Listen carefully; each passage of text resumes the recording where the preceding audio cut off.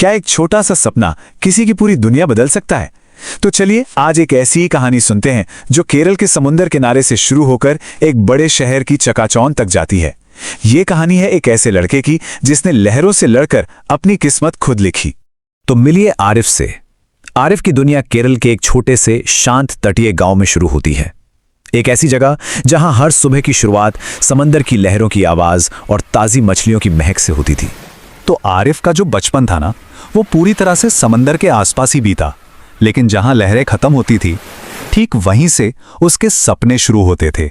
ऐसे सपने जो समंदर से भी कहीं ज्यादा गहरे थे। एक तरह से देखें तो आरिफ दो दुनियाओं के बीच जी रहा था। एक तरफ थी उसके गांव की हकीकत, लहरों का शोर और मछलियों की गंध, और दूसरी तरफ थी सपनों की एक बिल्कुल अलग दुनिया। शहर का शोरगुल, मसालों की वो महक और ढेर सारे मौके। अब देखिए, मछुआरे का बेटा था तो नाव चलाना, जाल फेंकना, ये सब तो उसके खून में था। लेकिन इस खूबसूरती के पीछे एक कड़वी सच्चाई भी थी, और वो थी पैसों की लगातार तंगी। परिवार हमेशा मुश्किलों से जूझता रहता था, और इसी संघर्ष ने उसके मन में एक सवाल पैदा कर दिया। वो अक्सर सोचता था, क्या उसकी किस्मत में भी अपने पिता की तरह बस समंदर और संघर्ष ही लिखा है? नहीं, उसे लगता था कि वो इससे कहीं ज्यादा के लिए बना है। उसे कुछ बड़ा करना था। और फिर कहते हैं ना, किस्मत ने एक दरवाजा खोला। एक दिन गांव में बैंगलोर से एक रिश्तेदार आए। उन्होंने शहर की कहानियां सुनाई, ऊंची ऊंची इमारतें, तेज रफ्तार जिंदगी और अनगिनत मौके। आरिफ के लिए ये सिर्फ कहानियां नहीं थी, ये उसके सपनों को पंख देने का एक इशारा था। आरिफ के पिता तो थोड़ा हिचकिचा रहे थे। वो चाहते थे बेटा पास रहे, लेकिन एक माँ तो अपने बेटे की आंखों में सपने पढ़ लेती है ना? उन्होंने बस इतना कहा, अगर ये यहां रुका तो हमारी ही तरह जिंदगी जिएगा, इसे जाने दो।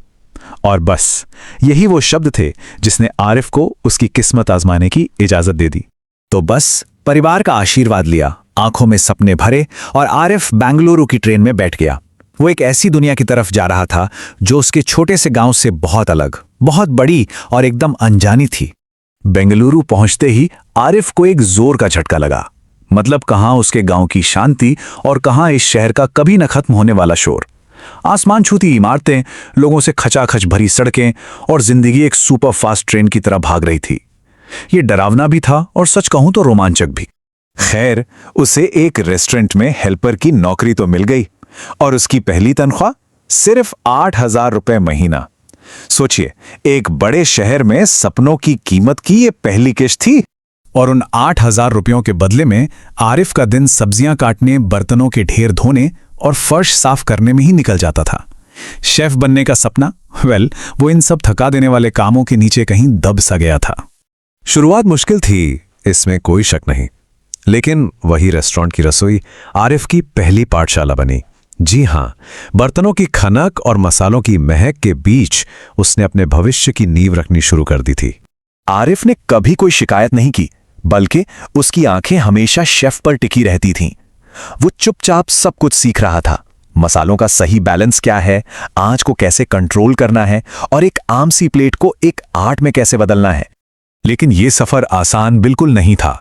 कभी ग्राहकों की तीखी बातें सुननी पड़ती, तो कभी दिन भर की मेहनत से शरीर जवाब दे देता, और रातों को घर की, समुंदर की और अपने परिवार की याद उसे बहुत सताती थी। कई बार तो उसे लगा कि शायद ये शहर उसके लिए है ही नहीं। और फिर ठीक उसी मोड़ पर जब हिम्मत जवाब देने लगती है, कहानी में एक ट्विस्ट आया।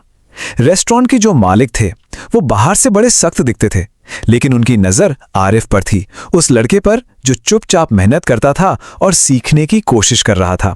उन्होंने आरिफ की लगन को पहचाना और उसे एक मौका देने का फैसला किया। मालिक ने आरिफ को किचन में हाथ आजमाने का मौका दिया, और जब पहली बार किसी कस्टमर ने उसके बनाए खाने की तारीफ की, तो वो एक पल आरिफ के लिए सब कुछ था। उस एक तारीफ ने उसके सारे डाउट खत्म कर दिए और उसे यकीन दिलाया कि हाँ, यही उसका रास्ता है। और बस यहीं से शुरू हुई आरिफ की असली पहचान बनाने की कहानी।